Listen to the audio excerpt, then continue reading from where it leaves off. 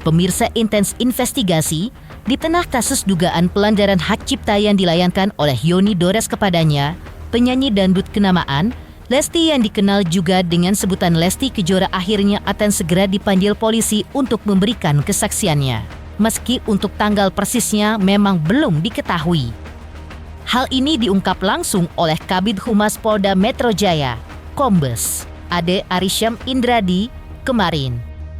Lalu selain Lesti yang akan diperiksa, benarkah sebelumnya sudah ada 3 saksi yang diperiksa? Benarkah para saksi itu berasal dari pihak pelapor, korban dan pihak terkait lainnya? Lantas benarkah korban adalah pemilik hak cipta atas beberapa lagu berdasarkan surat pernyataan publisher yang dikeluarkan PT SKM? Benarkah juga dari tahun 2018 sampai dengan sekarang diketahui terlapor alias Lesti diduga sudah mengcover lagu milik korban, lalu diupload ke beberapa platform digital tanpa sepengetahuan korban? Benarkah untuk melengkapi bukti-bukti maka penyidik juga akan meminta keterangan dari publisher, yaitu dari PT SKM? Pemirsa, bersama Intens Investigasi kami hadirkan kabar terkini, terpercaya, dan teraktual. Tetapi sebelumnya, jangan lupa untuk like, subscribe, dan juga share channel YouTube ini.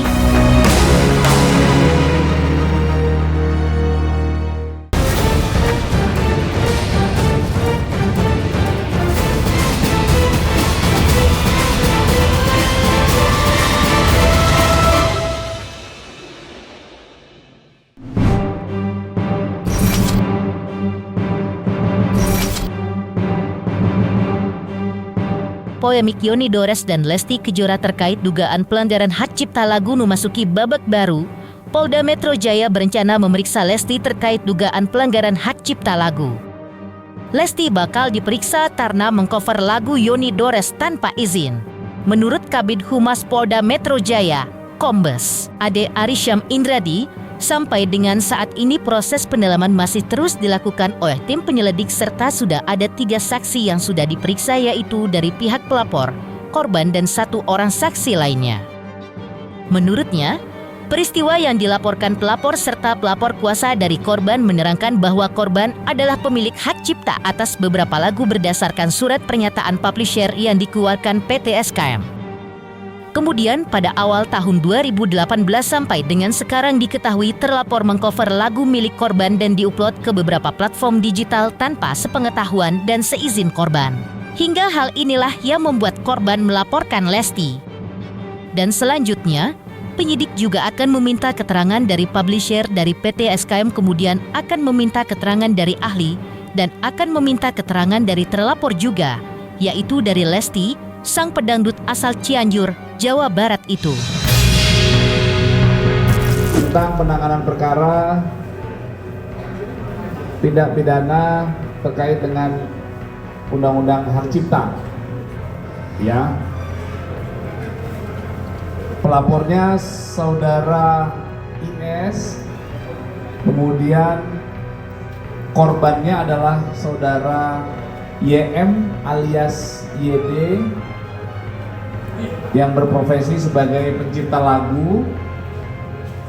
Kemudian terlapornya adalah saudari LK. Ya, profesinya adalah seorang artis penyanyi. Sampai dengan saat ini proses pendalaman masih terus dilakukan oleh tim penyelidik. Setidaknya ada 3 saksi yang sudah diambil keterangannya, ya, dari pihak pelapor, kemudian korban, dan juga ada 1 orang saksi. Peristiwa yang dilaporkan oleh pelapor adalah pelapor yang merupakan kuasa dari korban menerangkan bahwa korban adalah pemilik hak cipta atas beberapa lagu berdasarkan surat pernyataan publisher yang dikeluarkan PT ASKM. Kemudian awal tahun 2018 sampai dengan sekarang diketahui terlapor mengcover lagu milik korban dan diupload ke beberapa media online, YouTube, tanpa sepengetahuan dan seizin korban. sehingga korban merasa dirugikan dan membuat laporan. Kemudian penyelidik dalam waktu dekat akan meminta keterangan dari publisher, yaitu dari pihak PT ASKM, kemudian akan berkomunikasi dan meminta keterangan dari ahli, dan juga akan meminta keterangan dari terlapor, saudari LK. Ya, itu prosesnya atau update progresnya rekan-rekan. Proses pendalaman masih terus dilakukan. Mohon waktu, nanti akan kami update lagi perkembangannya. Di sisi lain, menurut kuasa hukum Lesti Kejora, Sadrak Seskoadi juga menyebut bahwa kliennya akan kooperatif menjalani pemeriksaan polisi jika adanya pemanggilan nantinya. Dan hingga kini, mereka masih menunggu pemanggilan dari Polda Metro Jaya.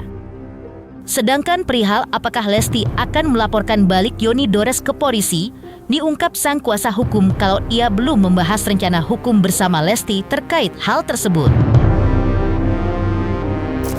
Hingga saat ini kami masih menunggu proses penyelidikan yang dilakukan oleh Polda Metro Jaya, yang dimana nanti akan mengagendakan Lesti pemanggilan, yang dimana kami juga sampai dengan hari ini belum mengetahui kapan akan dilaksanakannya pemanggilan tersebut.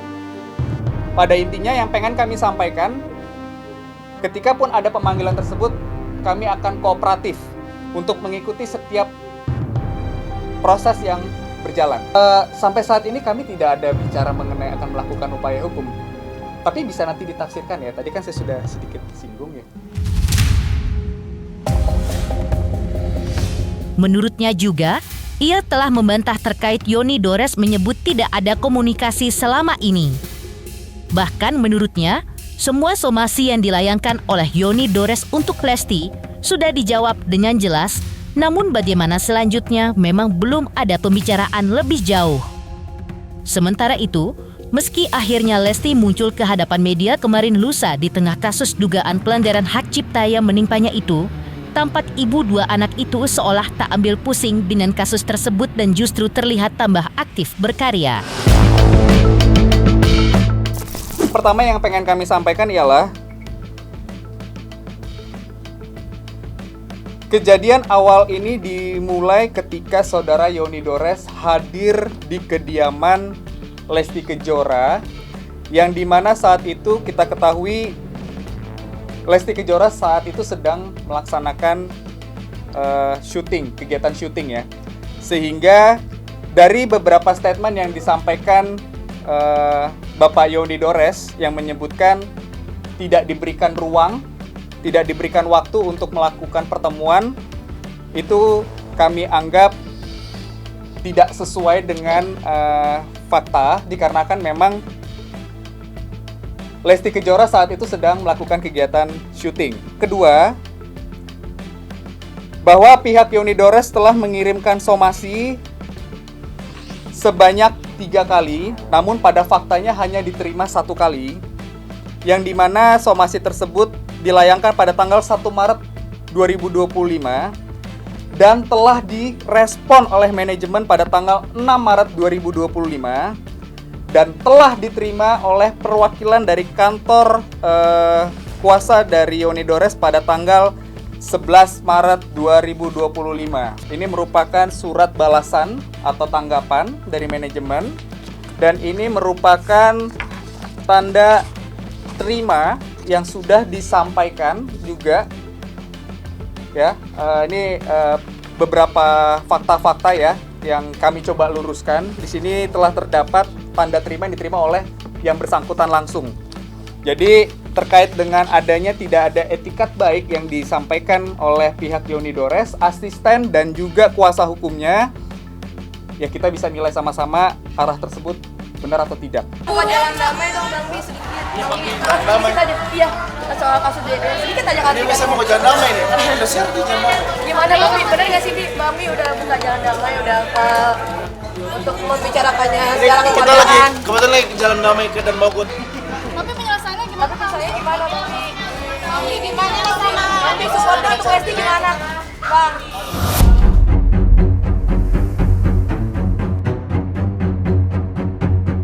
Di sisi lain, Menurut kuasa hukum Yoni Dores yaitu Deolipa Yumara, Lesti sudah pasti akan dipanggil karena namanya disebut oleh Yoni Dores dalam laporan polisi. Kapan waktunya? Setelah beberapa rangkaian pemeriksaan dari pihak pelapor, saksi-saksi dan baru masuk pada pemeriksaan Lesti. Menurutnya, kalau Lesti nantinya dipanggil dan tidak melakukan sesuatu yang sesuai dengan yang dituduhkan, artinya Lesti tidak akan kenapa-kenapa nantinya. Namun sebelumnya, Lesti akan tetap dimintai klasifikasi untuk memastikan apakah benar sudah membawakan lagu ciptaan Yoni Dores atau tidak, dan hal lainnya yang sudah dituduhkan oleh Yoni Dores kepada dirinya. Lesti kan selaku pihak terkait ya, atas laporan Yoni Dores, di mana Lesti memang diduga melakukan suatu tindak pidana undang-undang hak cipta ya. Jadi tentunya dia pasti dipanggil. Dalam konteks apa? Ya sementara karena ini masih penyelidikan, konteksnya adalah permintaan klarifikasi. Jadi pasti dipanggil karena Lesti yang nama disebut oleh Yoni Dores kan. Kapan waktunya? Tentunya setelah beberapa rangkaian pemeriksaan pelapor, saksi-saksi, baru kemudian masuk kepada pemeriksaan Lesti Kejora. Nanti kan tinggal jawaban dari keterangannya seperti apa tuh dari pertanyaan-pertanyaan penyidik. Kalau kemudian memang dia tidak melakukan sesuai yang dituduhkan, ya berarti kan dia nggak kenapa-napa gitu. Jadi rasanya sih kalau dia kemudian faktanya dia tidak melakukan apa-apa, ya tentunya tidak akan kenapa-napa. Hanya saja dia akan diminta keterangan tentang suatu keadaan atau suatu posisi, benar tidak tentang posisi ini. Misalnya begini, ini ada akun-akun YouTube, ditanya kepada Lesti, ini akun YouTube ini apakah benar ada perintah Lesti atau tidak? Kalau tidak ada atau tidak kenal apa tidak? Kalau tidak kenal kan berarti selesai.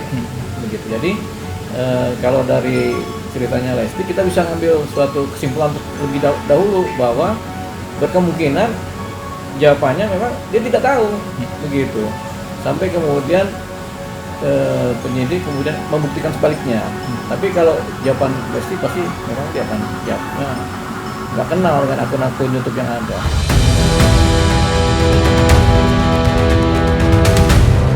Usai melaporkan Lesti, Yoni Dores pun sudah menjalani pemeriksaan. Lalu seperti apa Yoni Dores jalani pemeriksaan saat itu? Benarkah ia mendapat 33 pertanyaan dari penyidik? Dan benarkah ada 4 lagu yang dilaporkannya dalam kasusnya dengan Lesti? Pemirsa Intens Investigasi, jangan lupa saksikan terus Intens Investigasi dan pastikan jangan lupa untuk like, subscriber, share, dan juga komen. Tim redaksi Intens Investigasi juga mengucapkan banyak terima kasih kepada semua subscriber hingga kanal Intens Investigasi kini sudah mencapai 3 juta subscriber. Selamat untuk Intens Investigasi karena sudah mencapai 3 juta subscribers di YouTube. Sukses selalu dan all the best.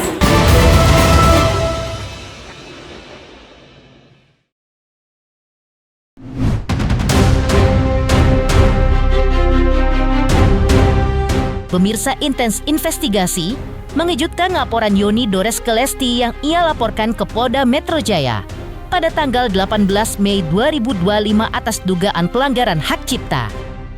Ya, Lesti diduga menyanyikan dan menyebarluaskan lagu-lagu ciptaan Yoni Dores tanpa izin, terutama melalui platform digital seperti YouTube sejak tahun 2018. Dan atas laporan yang dibuatnya untuk Lesti itu, maka penyidik Polda Metro Jaya sudah memanggil Yoni Dores untuk dimintai keterangan atas laporannya terhadap Lesti pada Kamis 5 Juni 2025 lalu. Menurut kuasa hukum Yoni Dores, Ilham Suardi, pihaknya memenuhi panggilan serta Yoni Dores di dalam pemeriksaan harus menjawab 33 pertanyaan yang diberikan penyidik kepadanya. Selain itu, ada 4 lagu yang dilaporkan serta menurutnya dari awal pihaknya tidak ada motif apapun. Dan seandainya jika Lesti ingin berdamai, maka dalam proses hukum menyediakan ruangnya, yaitu restoratif justice, atau dikenal juga dengan pendekatan dalam sistem peradilan yang berfokus pada pemulihan hubungan yang rusak akibat tindak pidana dengan melibatkan korban, pelaku, dan masyarakat. di mana tujuannya adalah untuk memulihkan kembali keadaan seperti semula. Ini kita memenuhi undangan panggilan untuk sama Pak Yoni Dores. Tadi mulai dari jam 1 dan gelap jam 5 jam 4. Ya itu yang kita lihat tadi pemeriksaan beliau Pak Yoni. Apa pertanyaan tadi? Dan sekitar apa aja yang ditanya? Ada 33 pertanyaan. Ini sekitar apa? Pertanyaan yang pasti kondisi, yang kedua kronologi, yang ketiga kapasitas, gitu kan, dan tujuannya apa? Ini lagu-lagu cinta Om Yoni Dores, lagu apa aja yang ditanya, lagu apa aja yang yang bukan yang kemarin udah dibilang Iya, boleh dia elaborasi lagi nggak, Bro? empat lagu. 4 lagu. Itu yang muncul di YouTube itu. Iya. Selanjutnya, menurut kuasa hukum Yoni Dores, bukan masalah mechanical right, serta bukan masalah royalti tetapi masalah izinnya atau lisensinya. Serta menurutnya tidak ada minta ganti rugi tapi proses hukum untuk mempolisikan, karena langkah berikutnya tidak mungkin berhenti di tengah jalan. Di mana niat awalnya Yoni Dores ingin bertemu Lesti hanya ingin menanyakan lagu, serta menurutnya kalau sudah diupload ke digital itu berarti sudah komersil. Sedangkan bukti barunya adalah lagu kepemilikan Yoni Dores, dan selanjutnya mungkin dari pihak polisi akan restoratif justice. Itu yang menjadi masalah selama ini yang dapat komentar-komentar dari netizen, pakar-pakar hukum lainnya, substansinya nggak ada yang ngerti, tetapi berkomentar dan mengejas, mengambil kesimpulan gitu loh kan. Jadi di sini ada namanya mechanical right tadi, bukan mechanical right, itu bukan masalah royalti, masalah izin lisensi, itu aja kok. Berarti dalam arti ingin mempolisikan Lesti atau minta ganti rugi? Nggak ada minta ganti rugi. Ini bukan masalah royalti, nggak ada masalah. Yang ngurus royalti itu LMKN. Nggak, tapi maksudnya ini hal yang berbeda, maksudnya dapat atau tidak? Nggak ada. Urusan royalti nggak ada. Karena royalti itu pencipta itu terima bersih dari UMKM, LMKN. Berarti dapat ya? Dari LMKN dapat lah pasti. Karena dia kan per 6 bulan kan mereka dapatnya. Dari awal nggak ada niat apapun, nggak ada. Ya, nggak ada motif apapun. Jadi kapanpun semuanya kembali lagi ke Pak Yoni Dores karena memang niatan awalnya nggak ada apa-apa. Cuman langkahnya kalau udah berjalan menuju tujuan, langkahnya nggak mungkin berhenti di satu tempat gitu. Dia harus sampai ke tujuan gitu. Silakan jangankan kita. Proses hukum masih menyediakan ruang yang namanya restoratif justice. Jadi istilahnya apapun itu kemungkinan itu pasti ya. Lalu seperti apa tanggapan praktisi hukum terkait polemik Yoni Dores dan Lesti yang masih terus berlanjut ini? Pemirsa Intens Investigasi, jangan lupa saksikan terus Intens Investigasi dan pastikan jangan lupa untuk like, subscriber, share dan juga komen. Tim redaksi Intens Investigasi juga mengucapkan banyak terima kasih kepada semua subscriber hingga kanal Intens Investigasi kini sudah mencapai 3 juta subscriber. 3 juta subscriber, luar biasa sekali 3 juta. Ya pokoknya semakin sukses lah dan bisa menghadirkan sesuatu yang memang baik untuk diperlihatkan.